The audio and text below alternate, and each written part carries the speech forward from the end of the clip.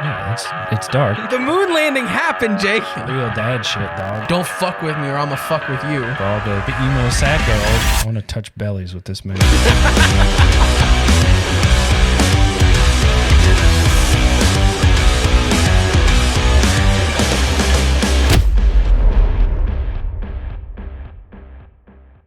Happy New Year! We are here. We are back. It's been a little less than a month. Probably like 2 weeks, actually. We've been doing stuff. Yeah, I don't know if y'all can tell, but I mean, we've made a few little changes. Jake, do you want to announce the name of this season's studio? Welcome to the merch booth, everybody. The merch booth. It kind of does, right? Like, yeah. I sent the picture to some friends, and they're like, "Yeah, let me get the number 4." Yeah. You got the number 5 in extra large. Nah, only got that in a small and medium. I guess I'll stretch into a medium. Or it'll wind up on the wall like these. Yep. Because they don't fit. It's not necessarily like a wall of shame. These are treasured items behind us. However, the shirts are shirts that no longer fit our large frames.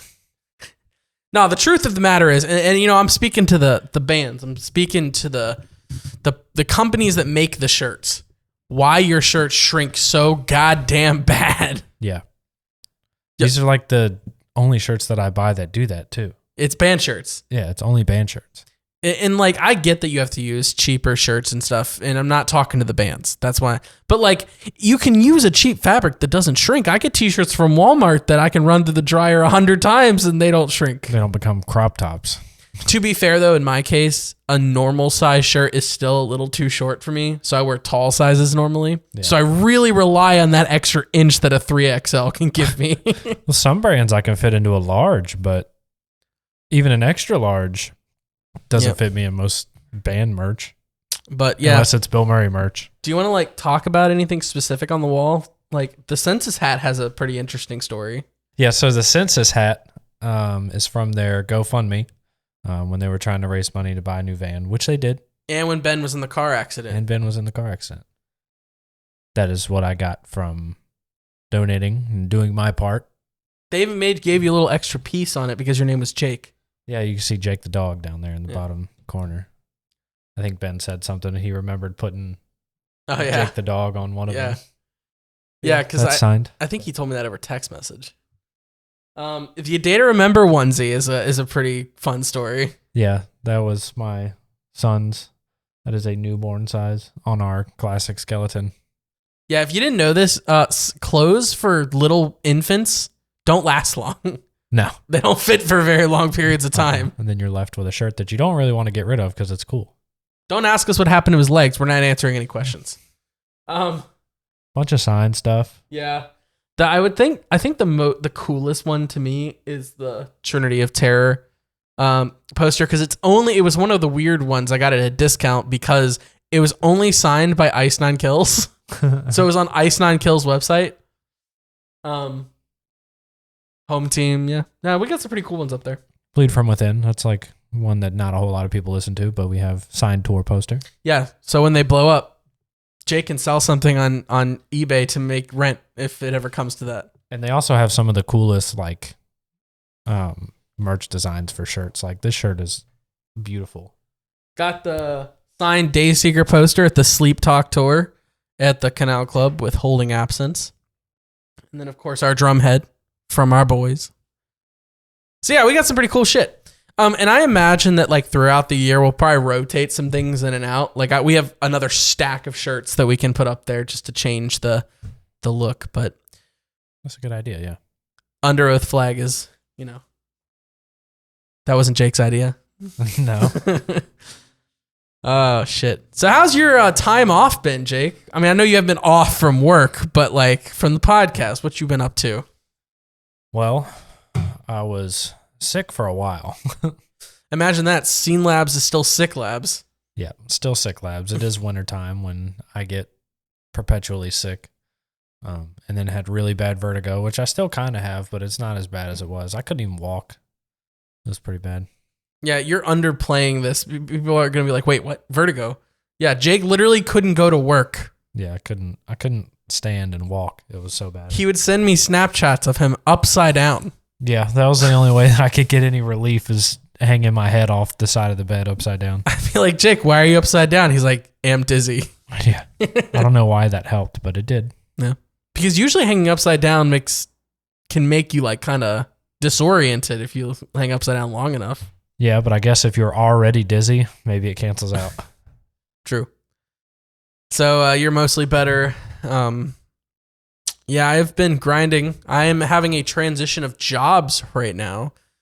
I almost, on the way here, I was like, yeah, I'm just going to tell people where I work. And then I was like, wait a minute, I shouldn't do that. I shouldn't just tell the whole internet where I work. No, because then your opinions get crossed over with your work, and that's not good. Next thing I know, the Ronnie Radke stands are showing up in my work being like, where's he at? Writing bad reviews. Oh, God. Aaron, can you tell us why you're getting bad reviews from a Ronald Radke? He himself is writing bad reviews. Yeah. It's okay. We haven't been noticed by him, so it's fine. We're still safe. I have. Well, no, yeah. I have been completely targeted by him before. Yeah. It was once. Yeah. Oh, God. I mean, our videos haven't. No, our videos have not. No. Just the fans. Just stuff that you post on Twitter. Yeah.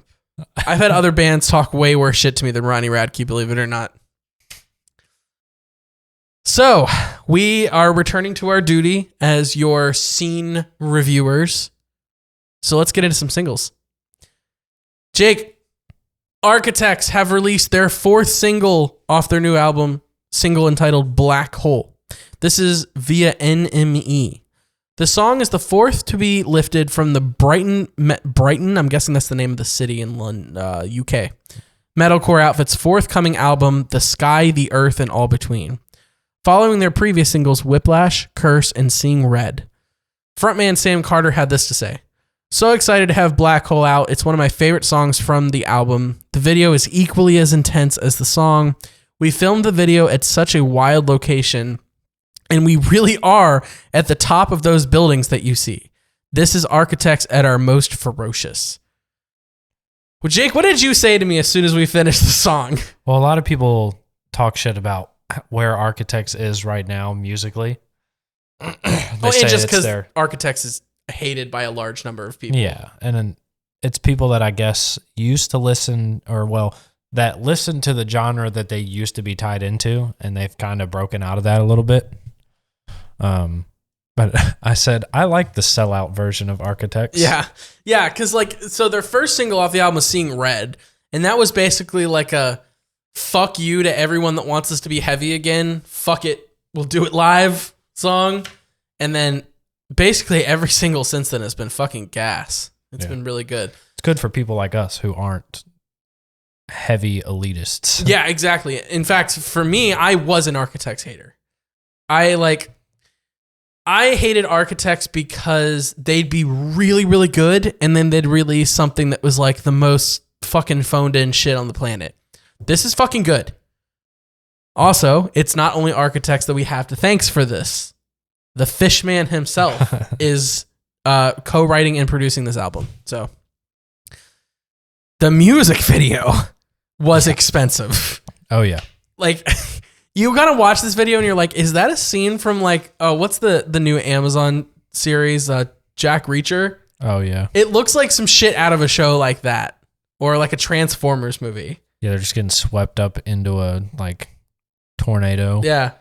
And it looked like they did a bunch of practical effects. Like they were playing instruments while being hoisted up into the air. Yeah, at the end of the video, they all seem to be bound by these chains while they were have you ever done one of those hurricane simulators at the theme parks and stuff? Mm-hmm. It looks like they were in one of those while they were playing their instruments and while Sam Carter was gripping his microphone. I think with Sam though, my guess is that the microphone was mounted. Yeah. Or they weren't in the air at all, and they just made it look like that. No, I mean, it'd be pretty easy to mount the microphone down, and then you've got a harness on, and you're just being pulled backwards, and you got to hang on. There were definitely, I would venture to say there were definitely harnesses involved. Yeah. But yeah, it just like the last music video, it is some expensive shit, and it looked really good. It didn't look like stupid, cheap CGI. It looked very, very good. And I think the moods from both Whiplash and Black Hole fit the vibes of the songs really well. Like with Whiplash, it was more of like a personal angry song, and he's like riding around the back of a police car, like fucking, doing hand motions out the window and singing and shit. And then this, you got them like, it's more of like a deeper, darker kind of vibe with a desperate cling on to something. Yeah. Also, the shots of the close-up shots on the double bass pedal, I don't know why that's not more often used. It cannot be that hard to get a camera down in there, is all I'm saying. Yeah, close-up shots of instruments are always cool for me, especially because the way, even with a guitar, the way the camera picks up a guitar string is always cool to watch. Yeah. Because it's like you can see the wave of the guitar string. Well, and with drums, I think it's even cooler with drums because we always see guitars. We always see the drone shots flying around the guitars and the camera's moving. Especially when they always like sprinkle stuff on the drums. And every time you hit it, stuff flies up. Oh, and lately you've started getting like the camera mount on the back or the top of the bass guitars. Yeah. Where you can just see like the fingers playing. Yep. Close-up shots on an instrument is cool. And every time it cuts to that, they always hit the slide. Mm-hmm. Yeah, so Architects is bringing the heat. I'm very excited for this new album. We'll see if the rest of the album's good or if they pull and make them suffer and they put the best songs forward as singles. I'm gonna give this. I think I gotta give this one like a 4 out of 5. Yeah, I was gonna say either like a 3.75 or a 4. What did I give? I wish I remembered what I gave Whiplash because I think I liked Whiplash a little bit more. I like this one more than Whiplash. Really? But I also don't remember what I gave that one. Yeah, so we might be inconsistent with our scoring, but that's how we feel in this moment. Someone's going to look back and be like, actually, you gave Whiplash a 3.5. Actually. Nah. Architects doing big things. What do we got next, Jake? Let me get this where I can read it in my old man eyes. You got your spectacles? No, I don't have my spectacles on me. I probably should start wearing them. We have Solace in Silence by Not Enough Space. This is via Rock Sound. The band have shared. Solace in Silence is a song dedicated to mental health, suicide awareness, and the lasting impact on loved ones. The lyrical content explores the concept of losing yourself and wanting the voices in your head to silence themselves, hence the title, Solace in Silence. The track explores the aftermath of losing a loved one to suicide and the dangers of alcoholism as a means to cope with loss. Yes. So, for our listeners that don't remember, Not Enough Space is the band that released the song Primitive a couple months back, and it had the Moan breakdown, which blew up every fucking where. I personally really, really liked that song, and I'm quite a fan of this song as well. I feel like this is a little like newer band that is fucking killing it. They're signed at the same record label as the home team, which is so interesting to me because they're very heavy. Polar opposites. Yeah, pretty much. They're very heavy and very brutal, but it does give the same freshness that the home team gives, I feel like. Because you got your two female lead vocalists, and I've always loved the female vocalist in metalcore. I think there definitely needs to be more of them. Also, I think with the trajectory that things are going right now, I think there's a lot of bands out there now giving Spirit Box a run for their money. I think that right now, a lot of people view Spirit Box as like the LeBron James. Yeah, they're kind of the front runner that blew up the most. Yeah, and again, like, not to try and put female vocalists in a box, but the music is very similar too, right? Like, there's a lot more soft parts where it would normally be heavy, and there's a lot more heavier parts where it might be soft. It's just it's a specific sound. And I think Not Enough Space handles it really well. Also, the music video was really cool. It wasn't anything special. They're a smaller band. But yeah, I'm very excited for the future of this band. It is one of those videos that very well portrays the message of the song. It's not just they're not just filming in some warehouse as to. Yeah. It almost looked like they were like in a friend's backyard for a lot of it. Yeah. And dealing with the loss of a loved one. That's all it was. I thought the scene with the two vocalists back to back to the tree together was really fucking cool. Mm-hmm. It's like nature and metalcore. Who knew it could happen? We're not all in just a bunch of abandoned warehouses and studios. We outside. But yeah, what did you think about the song? Like in general, or am I rating it? No, like just in general. It definitely has a very good message. I mean, I won't say it's a unique message because that's kind of the it's a message that's overdone, but you can't do enough. Yeah. At the same time, you know what I mean? Like, yeah, everyone's talking about it because everyone should be talking about it. Yeah. They portrayed it well. It was a great song. I'll give it my. Oh, we don't have your hands. I don't have my light up hands anymore. They're up there somewhere. Yeah. I don't know. Good song. Good song. I'm gonna give this one a 3.6. I think I'll give it a 3. Yeah. We're looking forward to the future of this band because they still have yet to release their debut album or EP. They have like 5 or 6 singles out. That's it. So, also a home team, Not Enough Space tour. The Thriller Records tour. God, my beard keeps getting stuck on my microphone, so it's definitely gotten longer since we recorded last. Next, we have Windwaker with their new single, Arcane, not to be confused with the TV show. This is via theperp.com. Windwaker are back with another bonus cut from the deluxe edition of their sophomore album, Hyperviolence. The expanded version, dubbed the Hyperviolence Expansion Pack, will be out February 14th through Civilians/Fearless Records. Arcane is the latest new cut to be released ahead of time. Liam...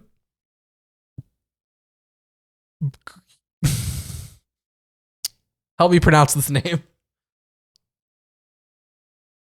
He's Australian. Yeah. I'm going to have to say Guinean. Guinean. All right, so Liam Guinean, vocalist of the Australian metalcore band, commented, Arcane encapsulates the emotions and inner battles when faced with moments of uncertain change. Written early on in my journey joining as Windwaker's vocalist, the song explores the push and pull of self-doubt and determination, resulting in an anthemic track embracing the weight of new beginnings and forging a path forward. I don't know why that was so hard for me to read. Anthemic describes it pretty well. Yeah. It's very anthem-y. It is. And I like I told y'all earlier, I'm like in the middle of like a job transition and stuff. So like that kind of that's very standout to me because I didn't really pay attention to the lyrics the first time I listened to the song. But that's something I'm definitely going to go back to because that is like a legit anxiety. And I think that, God, that's not a subject that's talked about very often, I feel like. What? The self-doubt?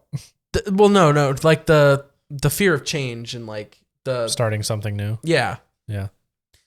That's what keeps a lot of people in their place of being unhappy. Yep. Is the fear of change. Like you might not like what you're doing, but you don't want to start anything new, so you're going to keep doing what you don't like. Yep. Yeah. And again, Wind Waker's kind of new to me. We didn't talk about their new album this year because it kind of flew underneath my radar, and that's my fault. But like y'all saw in our awards episode that we fucking love that album. So I'm sure we will love the expansion pack as well. Thought the music video was pretty as I expected. I don't think there was really anything special about the music video. You got like all the fucking blue flashy lights and the vocalist doing vocalist things, and that was pretty much the music video. What are we feeling on that one? I don't think it's gonna be my favorite off of that album. Nah. I'm probably gonna go with like 2.5. Oh, really? So you were not a huge fan of this song? Not really, no. And I'm not typically a huge fan of like the anthem-y kind of songs, like the Black Veil Brides type. Yeah, that's what I said earlier. I was like, it's kind of Black Veil Bridesy. Yeah, they got the what-ohs and the It's Yeah. not really my style. I'll give it a 2.5. So were you like that with the whole album? Like, were there No. certain songs that you really liked and certain ones you didn't? Or do you think this one's just different from the rest of the pack? I feel like that one's just a little different. I don't know. There is some that I liked more than others, but I'm not going to say I disliked any of them. I didn't dislike this one. That's why I'm kind of putting it right in the middle. Yeah. See, I think I liked it a little bit more than that. I think this is a good 3.5 for me. Okay. And again, maybe it's just because I didn't realize I was relating to it while I was listening to it, but I really enjoyed it. I also just love Liam's screams. Like, it reminds me of Thousand Below's vocalist a little bit, the way he screams, or Silverstein a little bit. It's a scream that really captivates me. So any Windwaker song with his screams on it, I'm probably just going to enjoy. So yeah, 3.5. Next, we have a heavy-ass song from our boys at Two Sides of Me featuring Thin the Herd. Yes. A Love Too Heavy to Hold. Yes. So 2 bands, 2 local bands. 2 bands, 1 cup. All right. 2 local bands coming together to make as Aaron says, an ass beater of a song. Yeah, let's be honest. This is Virginia's King for a day. Yeah, that's true. Like, the 2 fucking legendary bands getting together for a banger of a song. And it was an ass beater. It absolutely was. Because Thin the Herd is a heavy band. And Elijah has some very fucking brutal screams as well. Yeah. Even though Two Sides isn't quite as heavy as Thin the Herd is. They have some heavier stuff. Yes, but like consistently. They're not consistently that heavy. But damn, this song just fucking worked. It fucks. They called it a visualizer, but I would argue that this was more of a more music video than most visualizers. Mm-hmm. And to the point where we were like pausing every few, like a little bit, trying to figure out where the scenes were. Where'd y'all film that? Yeah. I thought it was Bedford. Yeah, it kind of looked like certain spots we recognized for sure. Again, I'm not trying to dox anyone here, but I guess everyone they know knows where they're from. Yeah. Yeah, so it's cool to see features on, like, again, local to us bands, because you think about it, features aren't a thing with like smaller bands. Yeah. And this is how shit gets big, is by collaborations. Yeah, you just keep working together, and then if one of you takes off, hopefully you bring the other one with you. Yep. So go check these guys out. Stream A Love Too Heavy to Hold. Go listen to Thin the Herd. Go listen to Two Sides of Me, and go to these shows. I'm gonna give it a 4. Yeah. 4? Yeah, I'm gonna give it a 4. Actually, good. No. I'm You sorry. gonna go higher? Yeah, I'm gonna give it a 4.2. I think it's one of their best songs. I think honestly. the feature brings it up to a 4.2 for me. Yeah. Of course, I say that with most of their new songs. It's one of their best songs, but I think that's just their current era. It's all good. And it's cool because a lot of the newest Two Sides of Me songs have those really good choruses, like at least the last 2 or 3. And this one was just a fucking rage fucking song. So it just works. It gets something a little different. Burn. Next, we have the Dial Tones re-release by As It Is featuring Lucas of Holding Absence. As It Is have unveiled their updated version of classic single Dial Tones featuring Holding Absence vocalist Lucas Woodland, named Dial Tones X. It marks 10 years since the song's release, taken from their debut album Never Happy Ever After. Lucas had this to say: "I'm so honored to be a part of this new version of Dial Tones by As It Is, a band that means so much to me. They took us out on one of the most important tours of our career, and we've loved them ever since. They've always looked out for us, and I'm incredibly grateful we had the chance to collaborate on this track. I think our fans are really going to love this one." And I did. I thought this was a emo banger. Yeah. Also, it was a nice break right in the middle of all of our singles, of metalcore singles, to get like a nice like emo little pop punk leaning song. And then of course, Lucas Holding Absence is always welcome on this show. We'll always talk about shit he's in.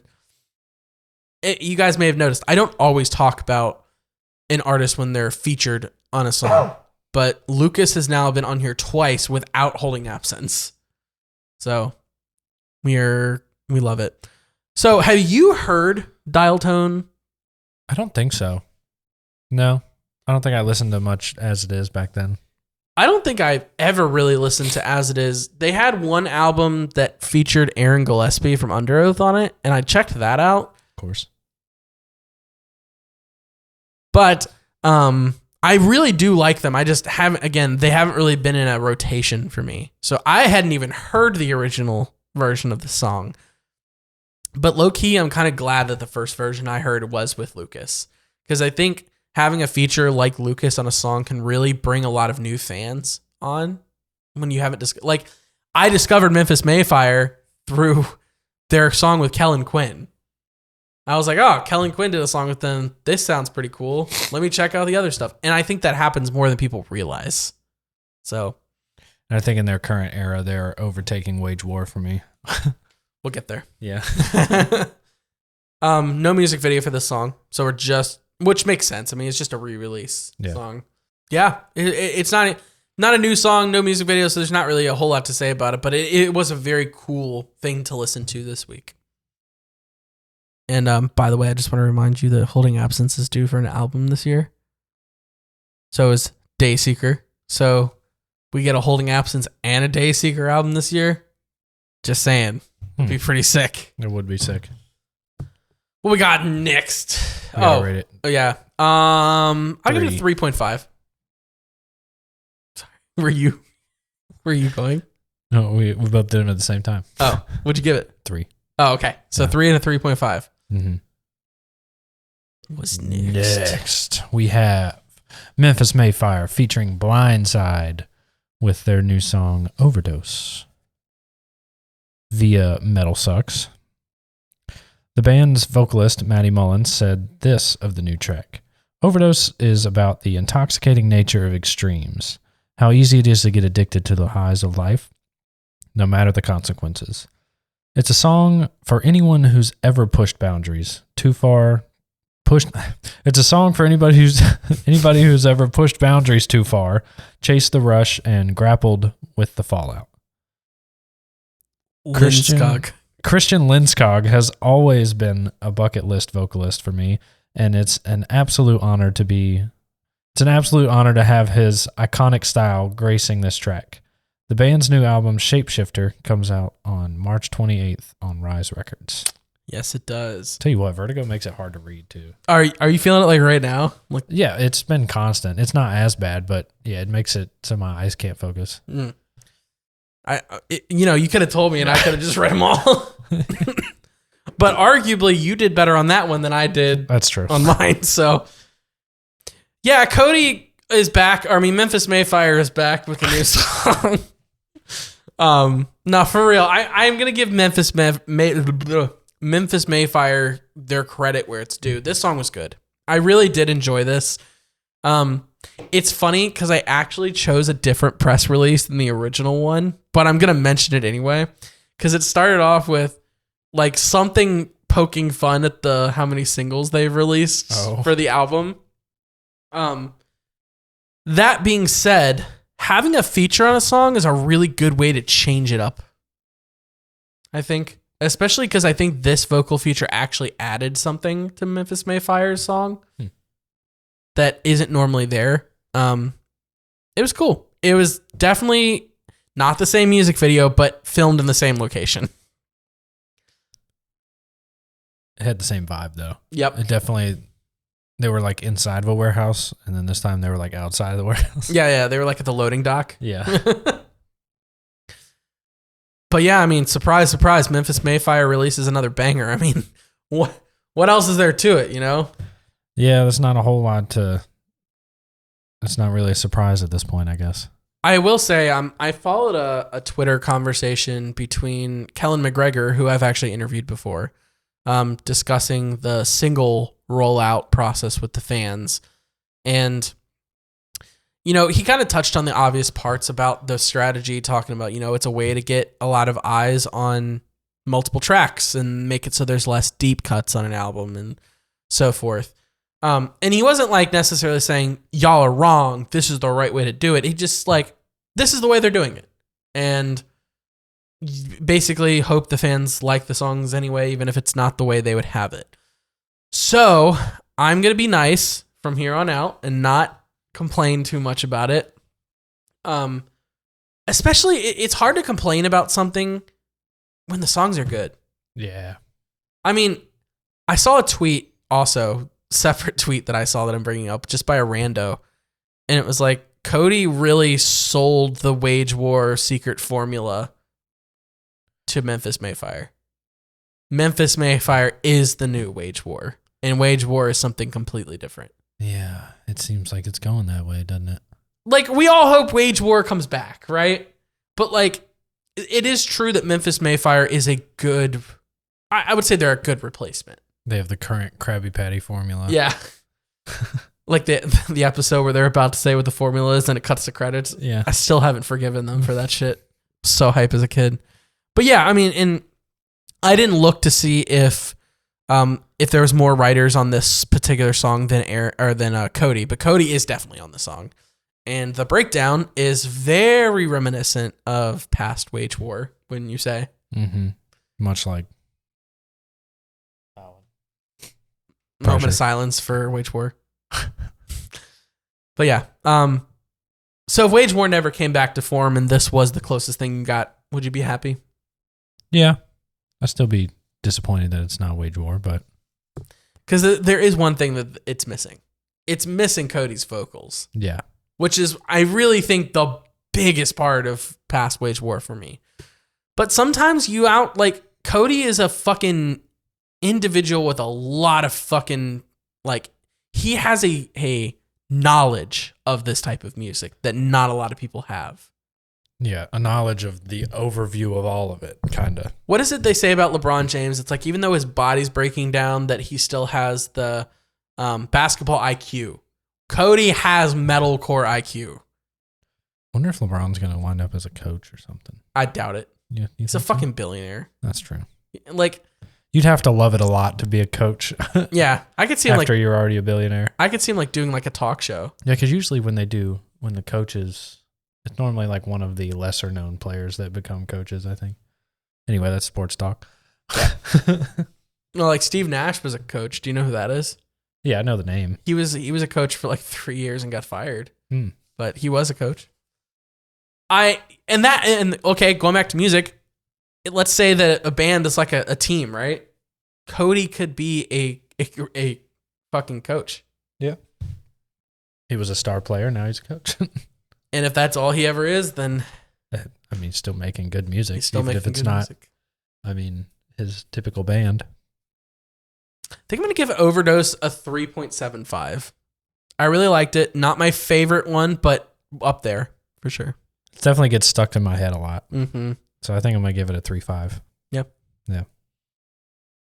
Until 2 weeks from now when we have the next one. And our final single of the evening is Don't Let Me Get Too Low by Silverstein. Shane Told had this to say to Blabbermouth. Don't Let Me Get Too Low blends our classic sound with our pop punk and also our hardcore influences. It's a song that is hard to describe when it does so much in under 3 minutes. This video was a lot of fun to film. I feel like that kind of describes Silverstein's latest songs. That so much in under 3 minutes. Yeah. The video was a lot of fun to film. We were in the middle of the desert outside Las Vegas, and I was digging my own grave with a big smile on my face.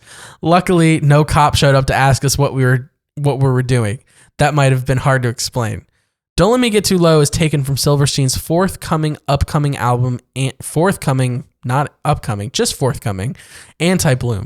the first part of the band's double album, Anti-Bloom/Pink Moon.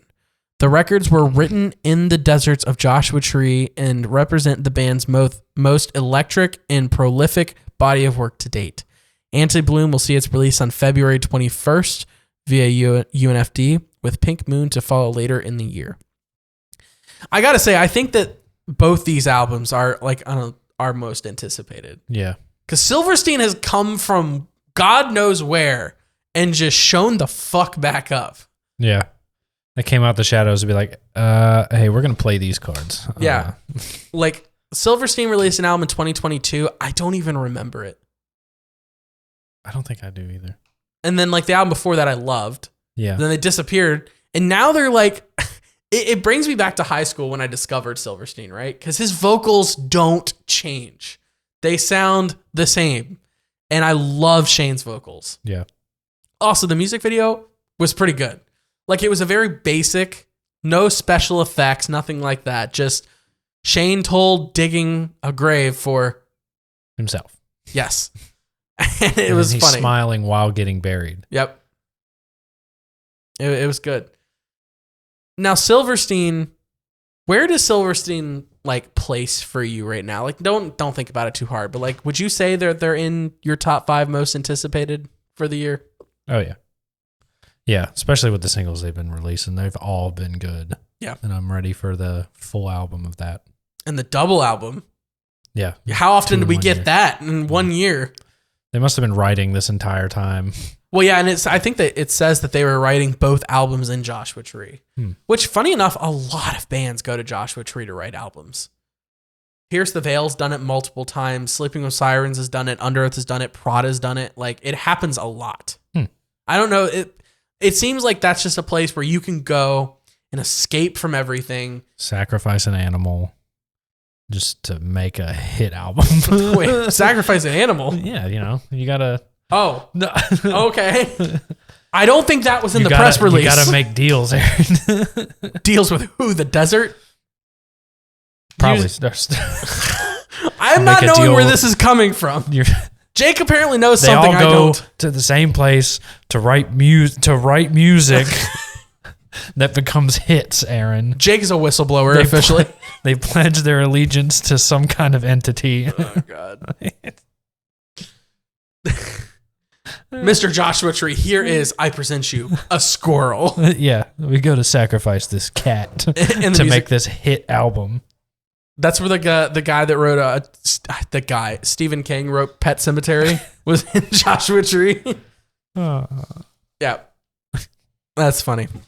But yeah, no animals were harmed in the making of these albums that you know of. But yeah, for real, Silverstein is killing it right now. We got to catch them on a show one day because they're old as fuck. They're not going to be doing shows, that much longer. Yeah, I would definitely love to go to one of those shows. I'm going to give Don't Let Me Get Too Low. I don't like it as much as Skin and Bones. Yeah, I think that one's been my favorite so far. So I'm pretty sure I gave Skin and Bones a 4, so I'm going to give this one a 3.75. Yeah, I think I'm going to give it a 3.5. Because, I think I gave it the same thing. All right, Aaron. That's all the singles. I'm going to let you fill me in.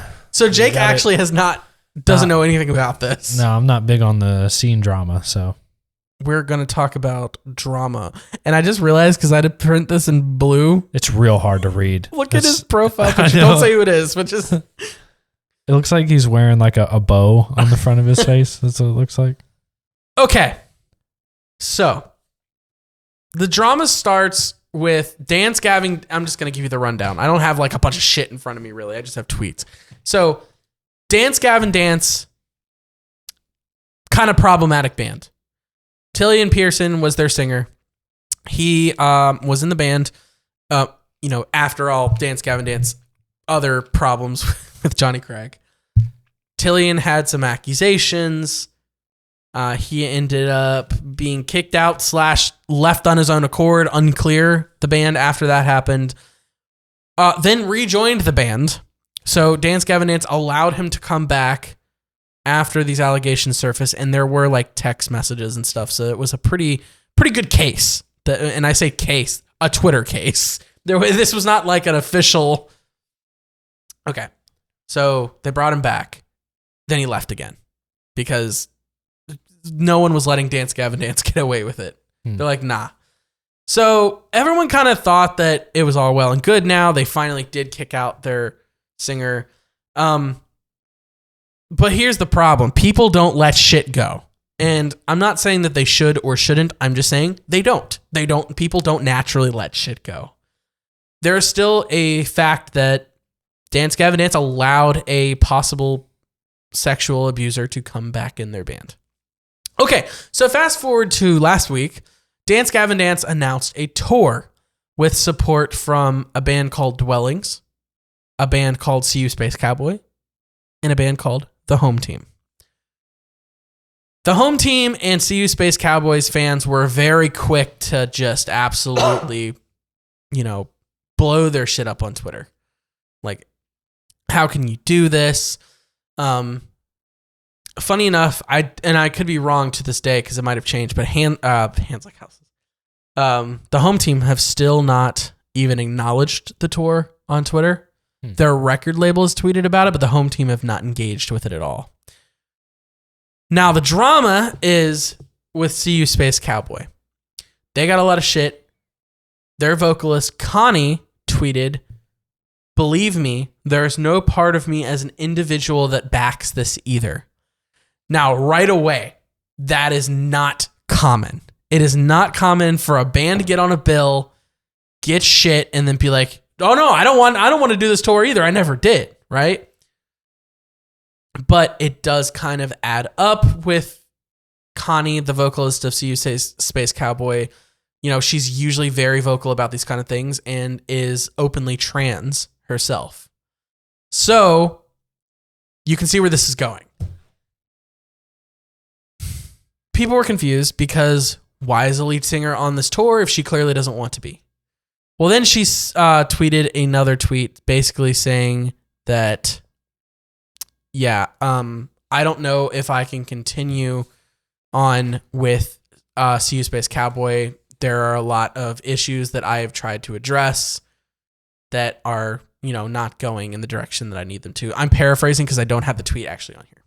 Okay, so now that all that's out of the way, in walks our favorite cowboy. He returns to the scene only to make things worse. Even though he left the scene, he's come back now. In walks Ronnie Radke. First of all, I'm going to pause here. Are you surprised that Ronnie Radke decided to get involved in something that did not involve him whatsoever? No, the man lives on Twitter. So the first tweet was Ronnie responding to Connie's "Believe me, there's no part of me as an individual that backs this either" tweet. He said, "No, you do back it. I saw the screenshots of your text to the band. Also, you are making $100K on the Dance Gavin Dance tour. You fucking punk ass bitch. You fucking poser. Drop off the tour if you don't back it. Then, oh wait, you need that $100K." Okay, typical Ronnie aura in this Twitter feed right now. For sure. Now, also, it's Ronnie Radke, so I don't necessarily jump to believe anything he says, right? I also am not going to say that he's wrong. I'm saying that this is just the conversation that is taking place. My opinions are not inserted here, except for Ronnie Radke should stay the fuck out of shit. All right. Then Ronnie tweets at the band, "You guys, let me know if you want me to produce a new song and sing on the track in replace of your old singer that quit." So he's keeping this going. He hates the fact that fans are calling out these bands for touring with a problematic band. He hates cancel culture. Even though they're not really canceling, I would say it was more of hey, this doesn't make much sense for you guys to tour with them. But of course, there are a few angry Twitter people. Yeah. He continues with his next tweet. "At CU Space Cowboy, you know what? Stay on the Dance Gavin Dance tour. I'll literally be your vocalist and you can keep my share of the money and split it 4 ways." He is just stirring this pot. That was mere, what was that? 4 minutes 4 later. minutes from the last tweet. He typed that out. He was like, "Yeah, but wait." And then, of course, Connie said, "Probably going to be leaving the CU Space Cowboy due to a lack of urgency and issues I have been bringing up for a while now. It was fun while it lasted." And it's still unclear whether or not she's actually departed from the band. Also, I'm just going to put my 2 cents out there. There's no way in hell Dance Gavin Dance lets Ronnie Radke sing for the opening band of the second opening band. CU Space Cowboy? Yeah. Yeah. Ronnie's offering to sing for CU Space Cowboy, but Ronnie's bigger than Dance Gavin Dance. So that'd be really fucking weird. 2. Yeah, because then he would somehow become the main... Yes. The main act. Everyone would just be coming to see Ronnie. I just do you think he's just saying this shit? Do you actually think Ronnie Radke would play a whole tour with an opening band? I don't think he would do a whole tour. Would I think he'd do a couple shows that weren't too far from him? Just to make a statement? Just to make a statement? Yeah. It's crazy. I love this shit. I don't think he's one that doesn't really follow through. No, I imagine that if he says he'll do something, he'll do it. He follows through. If there's one thing. I mean, he doesn't say just a few shows, though. He says, stay on the DGD tour. I'll literally be your vocalist. Like, technically he doesn't say he'll do the whole tour, but he's insinuating it. Yeah. He's telling them to keep the money. It was funny, though, because in a lot of the comments under that tweet, people were saying, Ronnie, you can't do that vocal style, man. It's a completely different thing. And he responded to one fan being like, so what? I'm a god. I'll figure it out. Or some shit like that. It was the most Ronnie Radke shit on the planet. Yeah. Okay, so there are two sides to this drama. That man needs a zip code for how big his head is.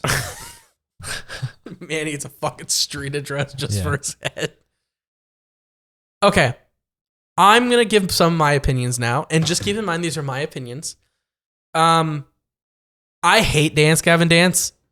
Not because of the shit they did. I mean, I really don't like that. I think that offering your lead singer back into the band after you've had some pretty good evidence of some bad stuff is a bad decision.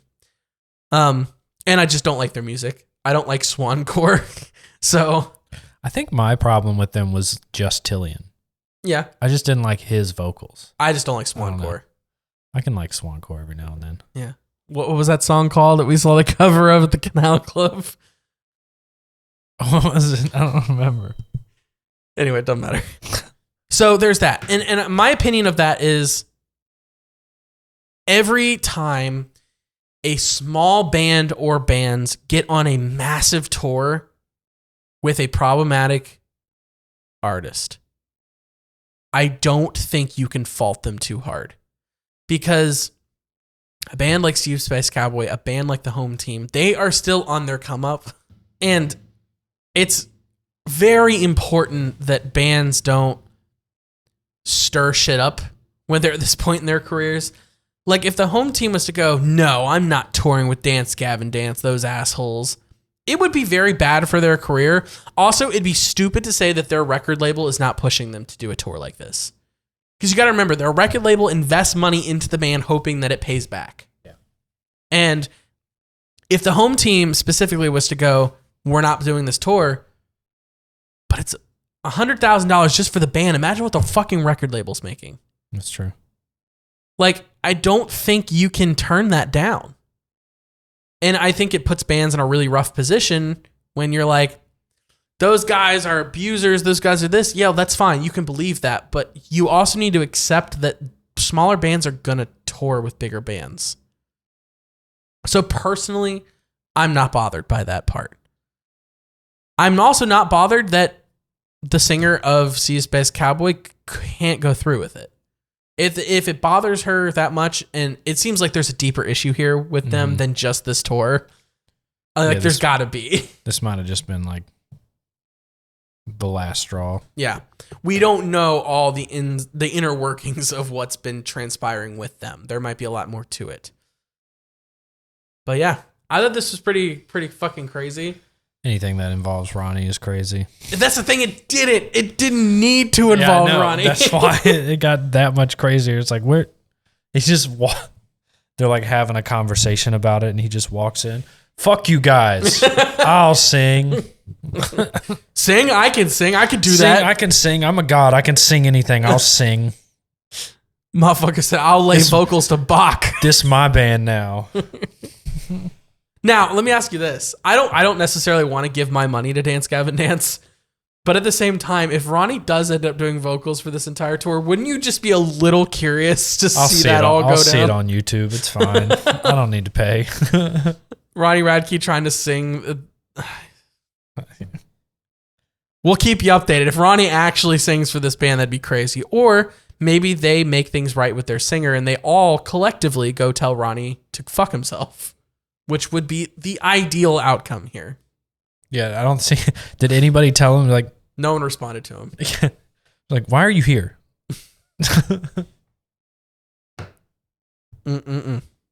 Drama. And we have one more story. Yes, this whole page for one